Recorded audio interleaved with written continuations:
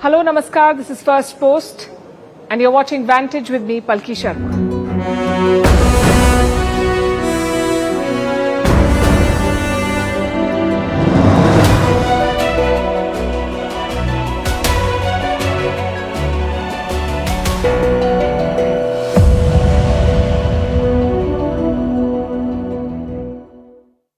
Kamala Harris will be the presidential nominee for the Democrats. Their convention kicked off yesterday. Joe Biden delivered his farewell speech. Harris will accept the nomination later this week. At this point, it is a mere formality. The convention was supposed to celebrate the unity of the Democratic Party. But now Israel's war threatens to disrupt the event. Thousands of pro-Palestinian protesters plan to demonstrate there throughout the event. We'll tell you how this could overshadow Harris's plans. Her rival Donald Trump is also ramping up his campaign with some help from Elon Musk.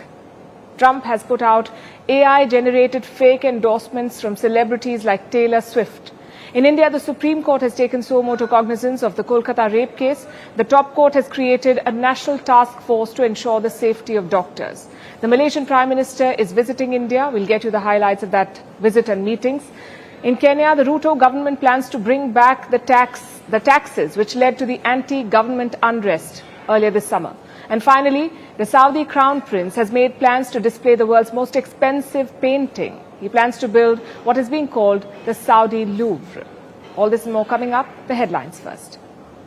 The US says Israel has accepted a proposal for a Gaza truce deal. Top US diplomat Antony Blinken has urged Hamas to accept the deal as well. Blinken is traveling to Egypt and Qatar as truce talks gain momentum. Both Egypt and Qatar have been working with the Americans to broker a truce in the 10-month-long Gaza conflict. China green lights a record-breaking nuclear expansion. Beijing approves 11 nuclear reactors across 5 sites. This comes as the country battles rising emissions from fossil fuels. China is the world's biggest emitter of greenhouse gases that are driving climate change. Sweden's central bank lowers its policy rate again. It's the second rate cut this year. In the month of May, the central bank made its first rate cut in 8 years. In June, Sweden's inflation fell to its lowest level in almost 3 years. Prosecutors in Equatorial Guinea want an 18-year jail term for the president's son. They accuse him of selling a plane belonging to the national airline. In 2023, the 49-year-old was arrested and placed under house arrest. His father has ruled the small West African nation for more than 45 years. And there's upheaval in Pakistan's parliament, but for once, its politicians are not to be blamed. The real culprits are rats. The government has now allocated more than $1 million Pakistani rupees to fight the menace. Hunting cats will be used to catch the rats, creating havoc in the parliament.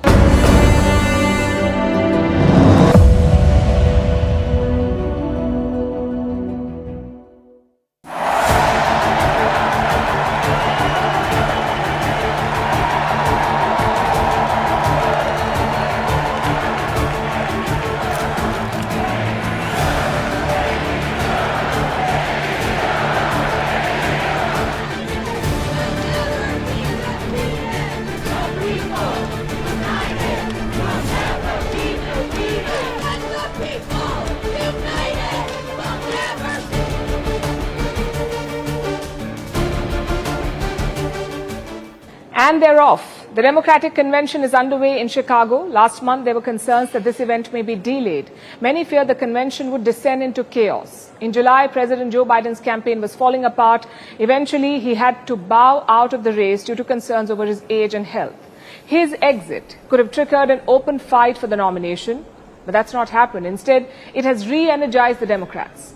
The party rallied around Kamala Harris, projecting a united front. Her nomination is now a mere formality. She has both the money and the political momentum needed to see her through. And this was evident when Harris made a surprise appearance at the convention today. This is going to be a great week. And I want to kick us off by celebrating our incredible President, Joe Biden. Harris will make her speech on Thursday, the last day of the convention, when she will formally accept the Democratic nomination. The first day was about Joe Biden. He delivered what is being seen as his farewell speech. The president was introduced by his wife, First Lady Jill Biden, and his daughter, Ashley Biden. And the president was visibly emotional.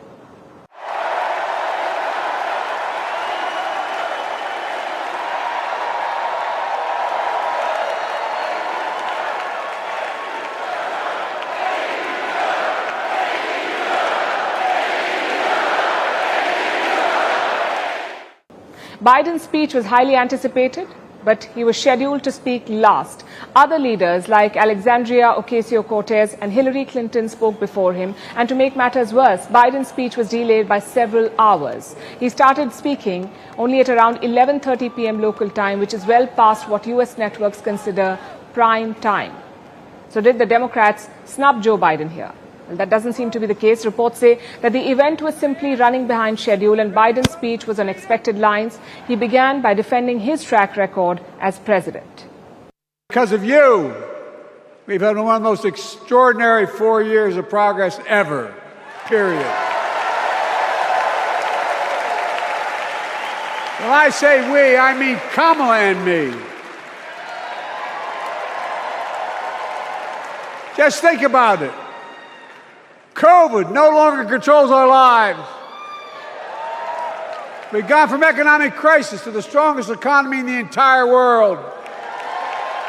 But more significant were Biden's attacks on Donald Trump. He did not pull the punches. Biden called Donald Trump, and I'm quoting, a loser who is dead wrong. He countered Trump's claims on issues like crime, immigration, and gun violence. He said America is better off without Donald Trump. He also highlighted Trump's legal troubles, calling him a convicted felon. When he talks about America being a failing nation, he says we're losing. He's the loser. He's dead wrong. Trump continues to lie about crime in America, like everything else. Guess what? On his watch, the murder rate went up 30%, the biggest increase in history. Violent crime has dropped to the lowest level of more than 50 years.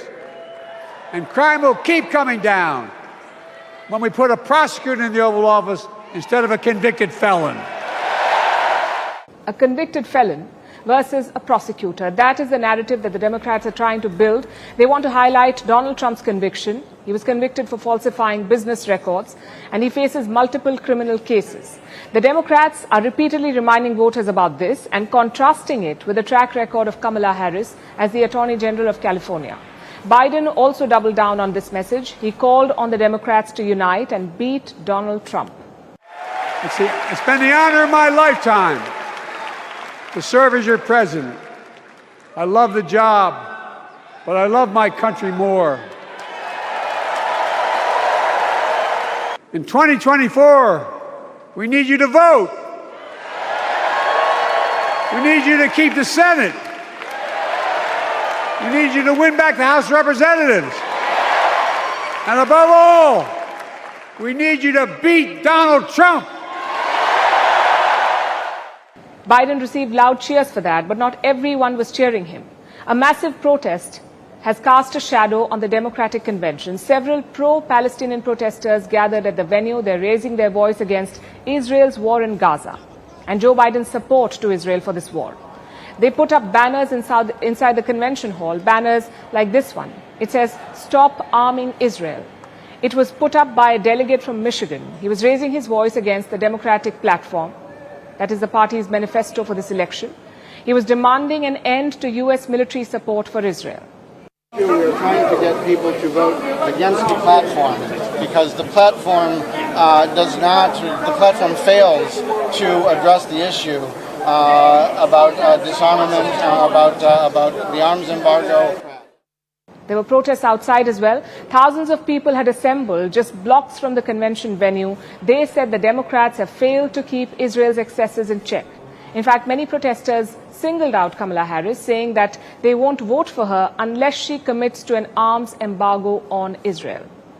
Kamala Harris has expressed her sympathies for the Palestinian people and what they're going through, but nice words is not enough. We want action. Well, I definitely will not be voting for Kamala. She's been his right-hand man, and we've heard her stance on Israel. Unless Harris and Walz show something that to me is tangible, I cannot vote for Harris, and I certainly won't vote for Trump. On his part, Joe Biden tried to address the issue. He said a ceasefire is coming, but that, it seems, was not good enough for the protesters. They're expected to continue their demonstration throughout this convention. And this highlights a significant challenge for Kamala Harris. She may be nominated unopposed, but that's only half the battle won. To become the US president, she needs to win over the undecided voters, those who are still on the fence. Without their support, winning the presidential race would be tough. You know, they do polls and this stuff, and I'm at like 93%. People say, be nice. Have you heard her laugh? That is the laugh of a crazy person.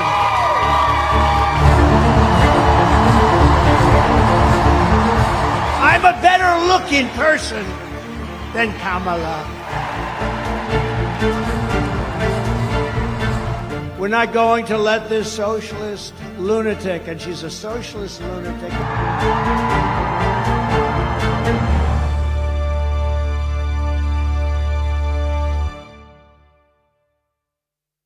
So day one got off to a roaring start for the DNC. The Democrats dominated airwaves. They're gaining momentum. And all of this is not sitting well with Donald Trump, obviously. A month ago, he was soaring. He was the only headline. But now he barely makes it to the pages. So the former US president has shifted tack. His plan is a week-long blitz of rallies. On Saturday, he was in Pennsylvania, which is a battleground state. I'm here today to deliver a simple message. When I'm back in the White House, America's future will be built right here in Pennsylvania. And it will be built by American workers like you. It'll be all over the country we'll be building, but Pennsylvania is always a big factor. Trump started with policies. He talked about the economy. He talked about his American dream. And he largely stuck to the script. But Trump, being Trump, could only do it for a while. Soon it was time for personal attacks.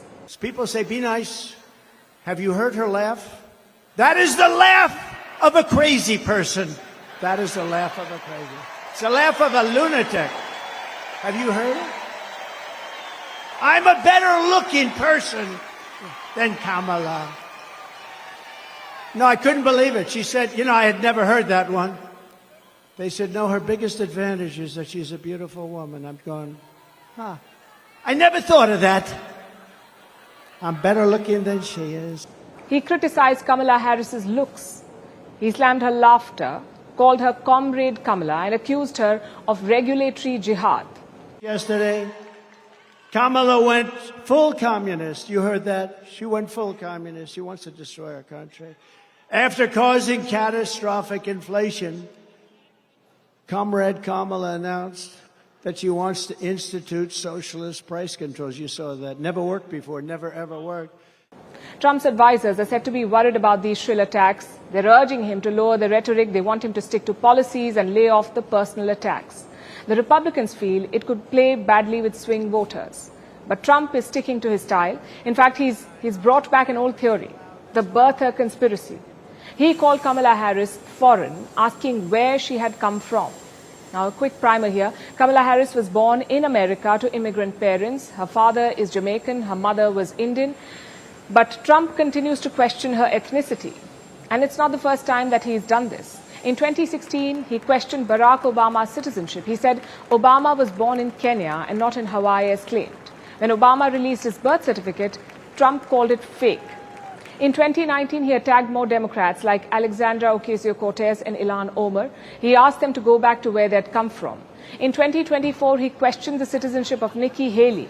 She was his rival in the Republican race in his own party, and he questioned her eligibility. So the attacks on Harris are on expected lines. But are they working?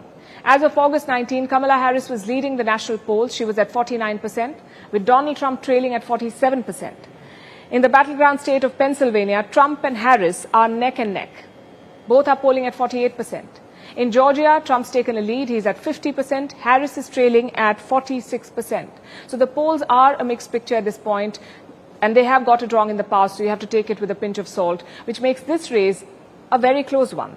Any of them could end up in the White House next January, but Trump is getting ahead of himself. He's already choosing his cabinet. And on his list is his new BFF, Elon Musk. I would. He's very smart. I had a great talk with him the other day.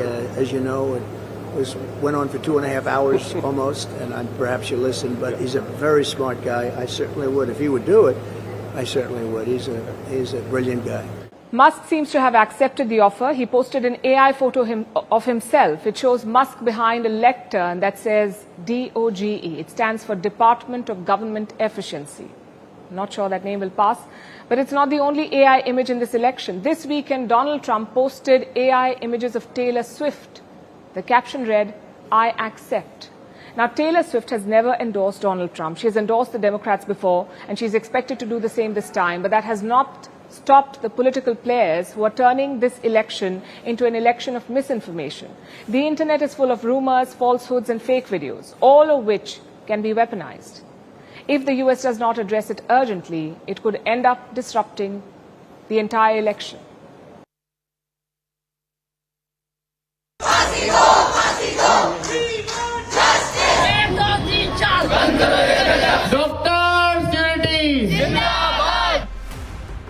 What was the police doing?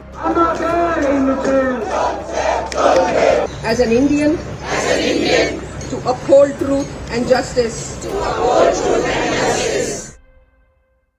Let's turn to India now, to the brutal rape and murder case in Kolkata. Yesterday we told you about the investigation. We also told you about the politics and how no one is asking the right questions.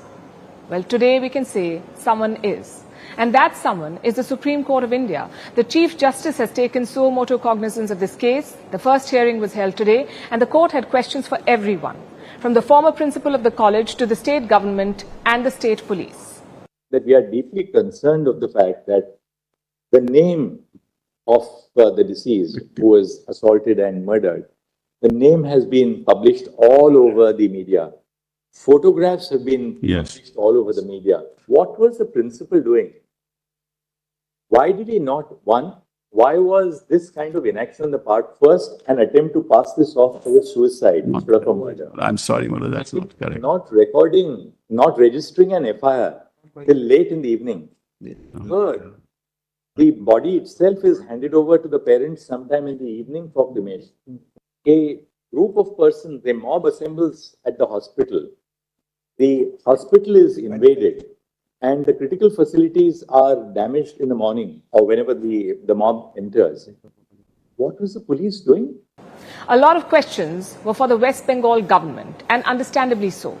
First, such a brutal crime happened inside a medical college. Then a mob vandalized the crime scene. So it looks like the top court has run out of patience here. They're asking central agencies to secure the RG Kar Medical College.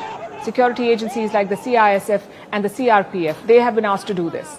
Now, beyond the directives, three things stand out. Number one, the Chief Justice of India said that this is not just about the murder, it's about the safety of doctors across the country. Number two, he called it an issue of national importance, and we agree. When you have 1.4 billion people, health is a strategic concern. And finally, point number three, women must be assured safety at the workplace. If not, we are denying them equality. Now, these are very important points raised by the Chief Justice of India. The question is, who is going to do all of this and how? Well, the court has set up a national task force. It has 9 doctors from across India, some from AIIMS, some from government medical colleges, and one from the Indian Navy. This task force has been given a specific job: draw up rules to ensure safety and security of medical professionals inside hospitals, whether it's doctors or nurses or even medical students on duty. They must all be safe. Now, this task force will draw up the required rules. They must submit an interim report within 3 weeks and a final report within 2 months. Similar orders have been given to the CBI and the Kolkata police. They are the ones investigating the case. Both must submit a status report by Thursday. And that's not all. The court is seeking some information from state and central governments too, specifically on 8 points. How many security professionals do hospitals have? Is there baggage screening at the entry? How many resting rooms are there? What facilities do these rooms have? Are all areas in a hospital under CCTV coverage? Is there training to handle grieving patients? Are there police outposts at hospitals? And is there a POSH committee in place? That's a committee to handle sexual harassment cases, a POSH committee. Now, these are the questions that India's top court asked today. The central government has to compile this data and hand it over within a month. That is the gist of what happened in court today. Questions for authorities, task force for solutions, and homework for governments. Now, this hearing is not a silver bullet. We have to remember that. It won't change things overnight. But it's a very important start because the conversation was veering away from the root problem. the problem of safety. Instead, it was becoming a political spectacle. You had street demonstrations, nonsensical deadlines for death sentences, and demands for resignation. But the top court of India has done us a favor. It has put the focus back where it should be. What's more, it has given us a roadmap, suggestions on how to make things better. Now, it's all up to the governments, both the state and the central government. They don't have to wait for the task force to file a report. They can take actions voluntarily. In fact, the Health Ministry has written to all central institutions. They have suggested 12 security measures, like more CCTV cameras, a control room to respond to emergencies, and duty rooms for medics on the job. Yes, such suggestions have come after the incident, but still it's a welcome move. I guess the bottom line is quite simple here. We need a systemic overhaul. We need to rethink state-run hospitals and medical colleges, whether it's their funding or their security arrangements or their infrastructure. Minor tweaks won't help. You need to think big now. And in the short term, you must talk to the protesting doctors as well, whether it's the West Bengal government or the central government. These doctors have a list of demands. Maybe not all of them are achievable or can be met, but a conversation is necessary. In West Bengal, we've seen the opposite. Some Trinamool Congress leaders have been targeting the doctors. One said that female medics are going around with their boyfriends. Another is threatening to break the hands of protesting doctors, and the top court had a warning for them too. The Chief Justice told West Bengal to not unleash the state's power on protesters. So the court is doing its job. It's now time for governments to do theirs.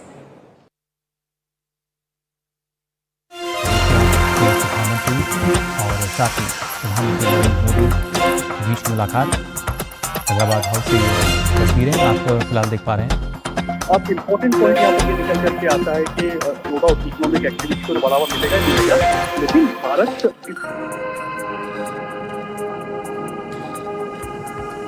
Malaysia के प्रधानमंत्री जो हैं वो भारत के दौरे पर हैं।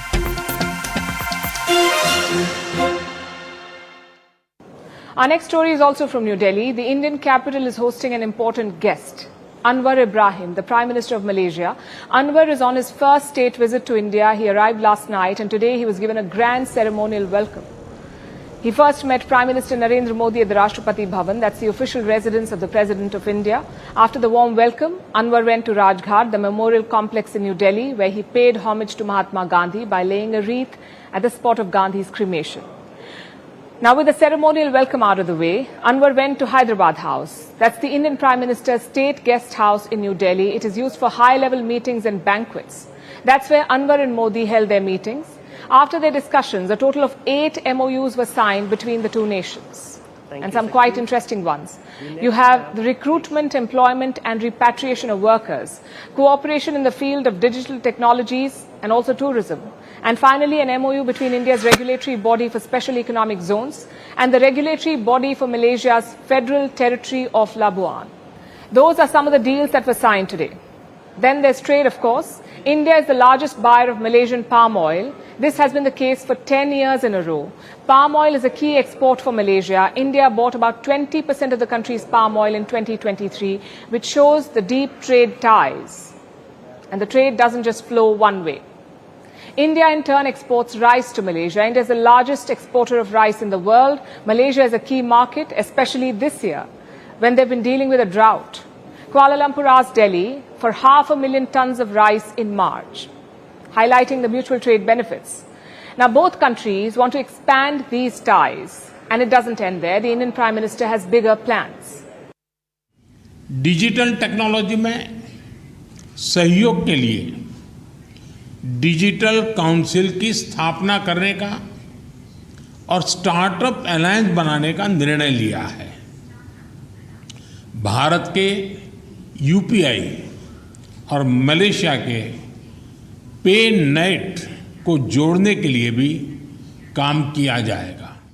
India and Malaysia plan to form a digital council, a startup alliance, and they plan to link their digital payment systems, India's UPI and Malaysia's PayNet.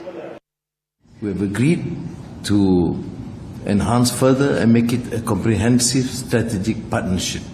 Yes, Malaysia and India, from the days of Jawaharlal Nehru and Tunku Abdul Rahman, has established good relations.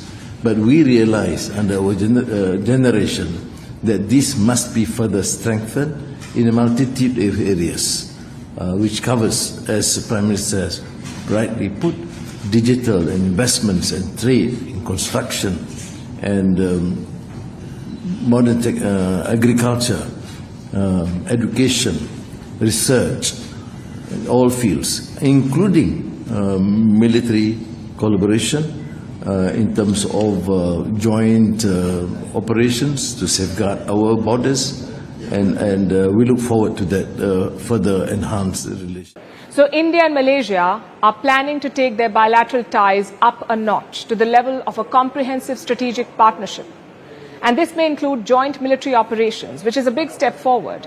Remember, Malaysia is a Southeast Asian country, so of course it faces pressure from China. Beijing has bogus claims on Malaysian territory in the South China Sea as well. So it makes sense for Kuala Lumpur to seek out reliable partners, and it seems that they are looking at India. It also shows India's growing importance as a counterweight to China in the Indo-Pacific. An Indo-Malaysian defense partnership will help take ties to a new level, especially after the last few years. Indo-Malaysian ties soured under Mahathir Mohamad. He was Malaysia's Prime Minister between 2018 and 2020. He was quick to criticize India's moves in Kashmir, but refused to hand over a controversial preacher called Zakir Naik. Zakir Naik is a fugitive, wanted for questioning over potential hate speech in India. Mahathir Mohamad refused to hand over Zakir Naik to India, further souring ties between the two countries. But it seems that Anwar wants to sweep these old issues under the carpet. He seems keen on reforging good ties, and New Delhi looks to be reciprocating. So perhaps this will mean a new dawn for relations between the two countries. Let's turn our attention to the Taiwan Strait now. Tensions are rising there. 2 German warships are on Taiwan's doorstep. They're ready to cross the strait. The move was intended to show support. Germany wanted to stand with Taiwan and show support for the freedom of movement in the Taiwan Strait. But right now the Germans seem to be holding off. The commanders of these ships are waiting for orders from Berlin. And China obviously is not happy with Germany's move. It is pushing back. Our next report tells you how. The growing presence of the Chinese military in the Indo-Pacific is increasingly alarming the West. Germany is the latest country to wake up to the challenge. In May, it made a bold move. Berlin dispatched 2 warships to visit the region: the Frankfurt am Main, a supply ship, and the Baden-Württemberg, a frigate. They are now right outside the Taiwan Strait. Their commander is waiting for orders from Berlin. He sounds determined to cross the strait. He says the ships will be showing the German flag as they gear up to make their presence felt around Taiwan. If it happens, the vessels would be the first German ships to pass the Taiwan Strait since the year 2002. And that's unlikely to make Beijing happy. Already, China is reminding Germany about its claims on Taiwan. China says that Taiwan belongs to the mainland, so it opposes any movement of foreign ships around the Taiwan Strait. But increasingly, more Western nations are deploying warships to the region. American vessels now make multiple visits to the Taiwan Strait, and each time that happens, the Chinese Navy mobilizes. It sends a warship to confront the American vessel. Last year, there was a dangerous encounter. An American destroyer was passing through the Taiwan Strait. A Chinese ship tried to come in its way. The German Navy expects China to extend a similar welcome when they sail through the strait. Reports say that the German warships could enter the region next month. They also plan to make stops in South Korea and the Philippines and participate in military exercises, along with other Western partners like the US, France and Italy. The West wants to ensure that the Indo-Pacific remains free and open for all. The visit by the warships and the military drills are aimed at ensuring that. Taiwan too is bolstering its defenses. Today it conducted missile drills in southern Taiwan. Taipei test-fired 2 missiles, the homegrown Skybow 3 and the American-made Patriot missile. These missiles are vital for Taiwan's defense against a potential Chinese attack. All the missiles launched today successfully hit the targets, which shows that our training is very strict and solid. On the other hand, our missiles have also been well tested through this training. In response, China is intensifying its own operations in the region. Just today, 5 Chinese aircraft and 11 Chinese vessels were spotted near Taiwan. So, China's military pressure on the island intensifies, and the West, it seems, is responding in kind. Now let's turn our attention to Africa, to Kenya in the east, where the government seems to have come full circle. After a few months of lying dormant, the taxes are back. Kenya's new Treasury Secretary has made an announcement. The government wants to raise about $1.2 billion in additional revenue. And they plan to get that money through taxation. So Kenya is back to square one, despite months of unrest. You may remember that taxes were central to the recent protests in the country. In mid-June, thousands of people took to the streets. They were protesting against their annual budget, the Finance Bill 2024. The bill was supposed to introduce new taxes, controversial ones, like a tax on bread and on sanitary pads and diapers. And this led to widespread public anger against the government and against Kenya's President William Ruto. Ruto became president in September 2022 and he's been raising taxes ever since. His detractors have even likened him to a biblical tax collector. But he kept pushing on until the anti-tax protests erupted. They put him on the back foot. The protests were organized online, mostly by ordinary young Kenyans. The demonstrations were led by members of Gen Z who took to the streets to protest peacefully. But they were met with police brutality. And this angered the demonstrators. Public anger reached a peak on June 25th when thousands of protesters stormed Kenya's parliament building in the capital, Nairobi. And this was unprecedented. It made Ruto back down. Consequently, having reflected on the continuing conversation around the content of the Finance Bill 2024 and listening keenly to the people of Kenya who have said loudly that they want nothing to do with this Finance Bill 2024, I concede, and therefore I will not sign the 2024 Finance Bill, and it shall subsequently be withdrawn. Ruto decided to scrap his own tax bill, just like the protesters wanted. But it wasn't enough. Some Kenyans continued to protest and demanded Ruto's resignation. Chants of Ruto must go rang through the streets. So the president has been doing everything he can to stay in power. On the 11th of July, he dismissed his entire cabinet. On the 24th of July, he announced a new broad-based government. He inducted members of the main opposition party into his cabinet, creating a unity government. He even made one of the opposition members his Treasury Secretary. And now that very same opposition politician is talking about tax hikes. So in some ways, the situation in Kenya is even worse than before, because in June, there was a viable political opposition to Ruto. But now he has co-opted them, and they are the ones saying that the taxes will be reintroduced. This includes a controversial eco-levy, a tax on goods that pollute the environment.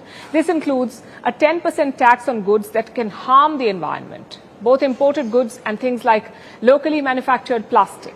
This eco-levy was one of the most contentious new taxes because it would have applied to sanitary pads and diapers, which are used and throw items.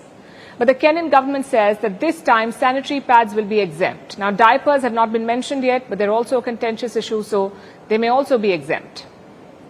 But Kenya's eco-tax will return in an amended form. 48 other items from the rejected budget will make a comeback, again, after a few tweaks. Kenya's new unity government plans to pass the updated tax plan by the 30th of September, exactly 3 months after they were supposed to pass the budget. All this begs the question, did the Kenyan protests really achieve anything? It seems Ruto has won in the end. He has stayed on in power, co-opted the opposition and outmaneuvered the protesters. At the end of the day, he's getting what he wanted, more taxes, after months of demonstrations and lives lost to police brutality. Are Kenyans going to be fine with this, or will they take to the streets again? We'll see in the days to come. On Monday, a luxury yacht sank off the coast of Italy's Sicily, reportedly due to freak weather. There were 22 people on board. 6 of them are missing, including a British tech tycoon and the international chairman of Morgan Stanley. As of now, rescue operations are still underway. Search is on for survivors and the world is tracking all updates. All the media attention is on this tragedy. But the Italian coast is no stranger to disasters like this. Every year, dozens of migrant boats sink here. Hundreds of lives are lost. But these are poor asylum seekers, so no one really talks about them. Our next report tells you more. This is Porticello, a small fishing village on the Sicilian coast. At around 5 a.m. local time, it was hit by a violent storm. There were flashes of lightning and water sprouts appeared. Boats waited for the storm to pass. Among them was British-flagged Bayesian. When the storm struck, the Bayesian's anchor was down. It caused the aluminium mast to break into half.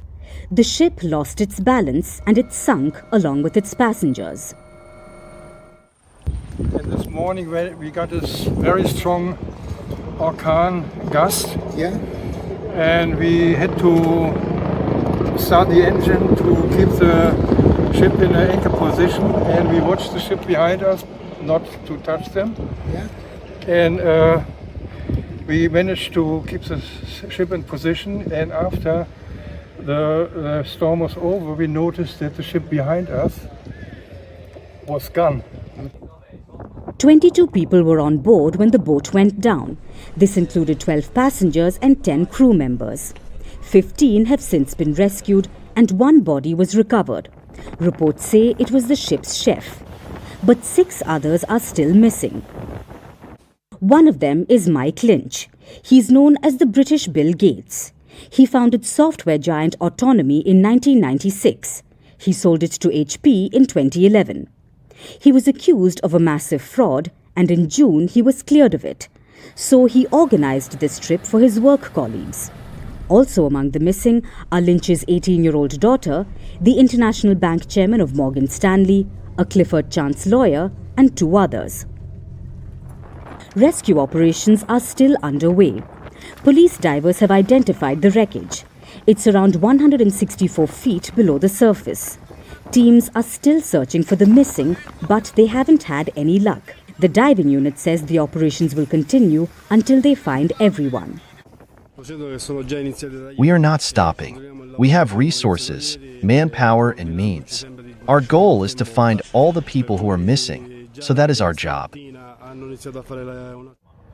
Italian authorities have opened a probe into this. Meanwhile, the world is fixated on this tragedy. The media attention is continuous, and social media can't get enough. For many, it's a reminder of the Titan submersible incident last year. But the Italian coast is no stranger to accidents like this one. In June this year, a boat carrying more than 70 migrants was off the Italian coast. It capsized, 12 died, and 60 went missing at sea.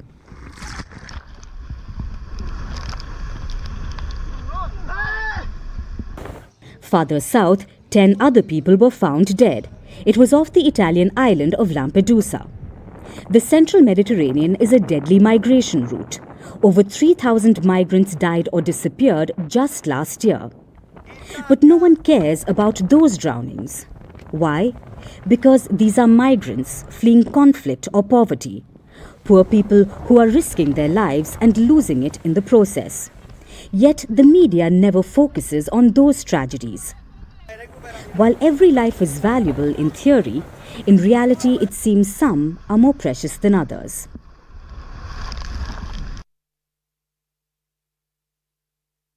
Now let's turn our attention to Switzerland. Every year, millions of tourists visit this tiny European country. They eat cheese and chocolates, they view the snow-capped Alps and take in the breathtaking views of Swiss lakes. But little do they know that what lies beneath these pristine waters is a pile of munitions. Thousands of tons of munitions, including explosives. So now Switzerland wants to clean up these lakes. They're asking for ideas from the public and offering thousands of dollars as prize money for the best idea. But why are Swiss lakes filled with munitions in the first place? How dangerous is this? And how much will the actual salvage operation cost? Here's a report. This is Lake Neuchâtel, the largest lake wholly in Switzerland. Neuchâtel offers picture postcard views with vineyard landscapes and charming medieval towns on its shores. Tourists come in droves to vacation here, but they have no idea about what dangers lie beneath this lake. Lake Neuchâtel contains all kinds of munitions, including dangerous explosives, about 4,500 tons of them. And these munitions are just 6 or 7 meters below the surface. How did they get here, you ask? Because the Swiss Air Force used this lake for bombing practice until as recently as 2021. And this is not an isolated case. Switzerland has about 1,500 lakes. Many of them are dumping grounds for old munitions, thanks to the Swiss military. For years, they disposed of munitions in the lakes. Today, some of them sit at depths of 200 meters, but others, like in the case of Lake Neuchâtel, float just below the surface. Now, Switzerland wants to fix this problem, and they have an odd solution. They will not come up with solutions on their own. Instead, the government is holding a competition. They are inviting ideas from the public and offering prize money of 50,000 francs. That's about $58,000. Switzerland is looking for safe and environmental solutions. The best 3 ideas will share the prize pot. Until February next year, Switzerland will continue hunting for ideas. They want to come up with a workable plan to get the munitions out. But this is just the beginning. The operation will be long and costly. It's expected to cost billions. It'll also be complicated, and here's why. For decades, geologists thought the practice was safe, so the army dumped munitions underwater.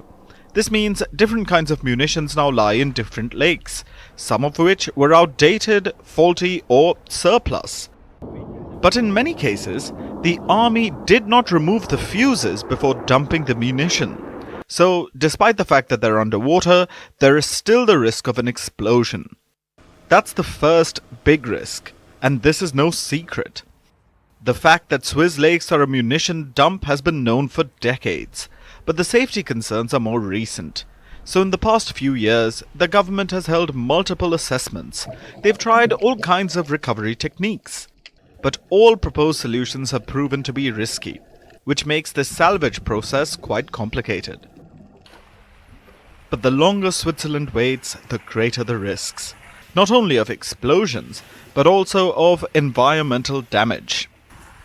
These munitions are highly toxic. They've been polluting the lake water and soil, so the government wants to get the munitions out in an environmentally friendly manner. So far, it doesn't have any feasible solutions. They hope the prize money gets researchers cracking. But even with fresh ideas, execution will be tough. There is a lot to consider. The risk of explosions, size, weight and type of munitions, different locations, environmental concerns, poor visibility underwater, the water depth, and currents. So, with or without ideas, Switzerland is in deep water.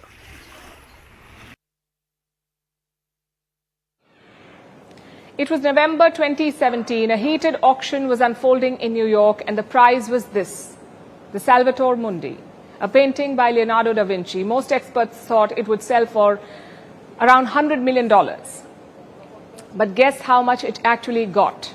$450 million, thus making it the most expensive painting ever sold. The question is, who has that sort of cash lying around? Reports at the time mentioned MBS, Saudi Crown Prince Mohammed bin Salman.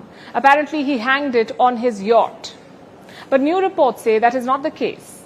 Yes, he bought the painting, but it's stored away in a vault in Geneva.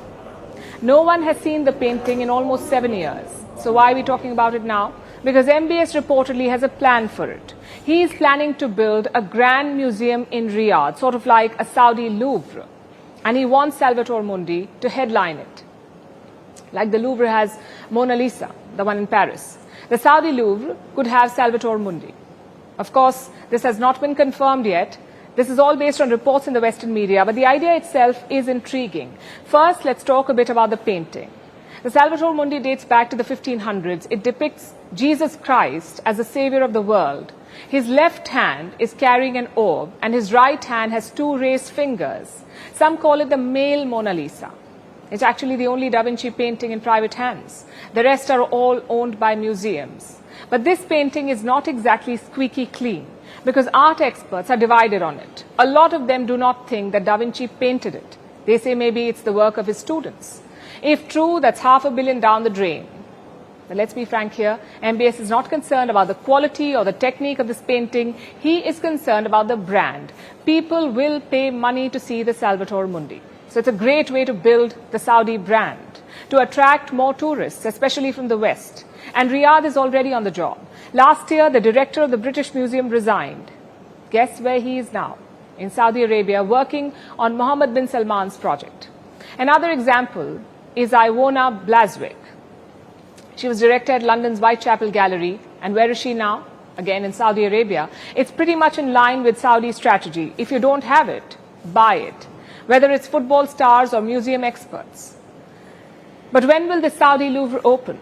Reports say in 2026. It is being called the Museum of World Cultures. Now, the West is not too impressed by it. They have called it art washing, using art to launder your human rights record. On paper, they are right. What comes to mind when I say Saudi Arabia? 20 years back, nothing good. Maybe women clad in burqas, endless deserts, and a conservative society. But today, try asking this question again. What comes to mind when I say Saudi Arabia? Young people might say Cristiano Ronaldo, or Newcastle United, or the Saudi Arabian Grand Prix. When the museum opens, maybe they will say Salvatore Mundi. That's what sports washing and art washing does. So yes, it is a legitimate concern, but it's a bit rich coming from the West. Their museums are literally built on stolen works. The British Museum was called the largest receiver of stolen goods in the world. Just look at their top attractions. Elgin marble, stolen from Greece. Rosetta Stone, stolen from Egypt. And the Benin bronzes, stolen from present-day Nigeria. Of course, the museum does not call it that. Look at their website. It says they're caring for 900 objects from the Kingdom of Benin. Just like a kidnapper would care for his victim. So the West has no moral high ground here. They're just angry about someone stealing their playbook. In fact, that could be a strategy here. You see, MBS buying the Salvatore Mundi was controversial. After all, Saudi Arabia is a Muslim kingdom. It is the leader of the Islamic world. So would the people accept a painting of the Christ? In 2017, maybe not. But the kingdom has come a long way since then. By Saudi standards, it is a lot more open. So by 2026, things could be a lot different. Plus, it's a symbolic victory for MBS, the most famous painting of Jesus Christ hanging in a Muslim kingdom, sort of like a role reversal for the West. Many experts say MBS planned it this way. We may not be able to confirm this theory, but we can say this. Whenever MBS has focused on an industry, he's gone all in, whether it's football or Formula One or futuristic cities. So expect the same with art washing. Our last story tonight comes from the Hermit Kingdom of North Korea. Floods have been devastating the country for about a month now, but that's not what is making the news. A new car is. It belongs to North Korean leader Kim Jong-un. Earlier this month, Kim visited flood-hit areas. He addressed the country from inside an armored train. But do you know what exited from that very train? A luxury car, the latest model of Mercedes-Maybach GLS 600. It costs anywhere between $175,000 to $227,000. And this is raising eyebrows because this country is banned from procuring luxury goods. There are a number of international sanctions against North Korea. It faces a persistent shortage of food, by the way. Yet Kim has managed to get another luxury car. Is it so easy for North Korea to bypass the sanctions then? Here's a report. Feast your eyes, for these are the spoils of dictatorship. Luxury cars, because this is Kim Jong-un's brand. He's the leader of North Korea, where most citizens can't secure their next meals. But Kim is a fan of sleek Western chariots, and he doesn't like to hide it. But now he's raising eyebrows, because Kim seems to have made an addition to his collection of premium rides. The latest model of Mercedes-Benz SUV, the Mercedes Maybach GLS 600. It was launched in South Korea just a few months ago, and it costs between $175,000 and $227,000. Earlier this month, Kim visited multiple provinces in the Hermit Kingdom. Why? Because of the devastating floods. They've wreaked havoc in the country for about a month now. South Korean media claims that 1,000 to 1,500 people have died, though Kim denies these claims. Kim has been visiting the flood-hit regions in his armored train. He has addressed the people from inside the carriage. While this happened, do you know what was seen rolling out of the train? The luxury Mercedes SUV. And this is all kinds of absurd. Kim strictly imposes a government policy which discourages foreign influence, be it through music, art, news, and even cars. Authorities repeatedly crack down on K-pop music from rival South Korea. But what about Kim's South Korean car? North Korea is banned from procuring luxury goods thanks to international sanctions. They were first imposed in 2006 after Pyongyang conducted its first nuclear test. The sanctions are meant to limit the resources available to Kim, especially those that can be used to develop weapons. But also things like luxury goods that can hurt the North Korean government in less visible ways. But clearly the plan is not working very well. Because, according to reports, there is a complex smuggling network in place, from port transfers to secret high seas shipping, even shadowy front companies.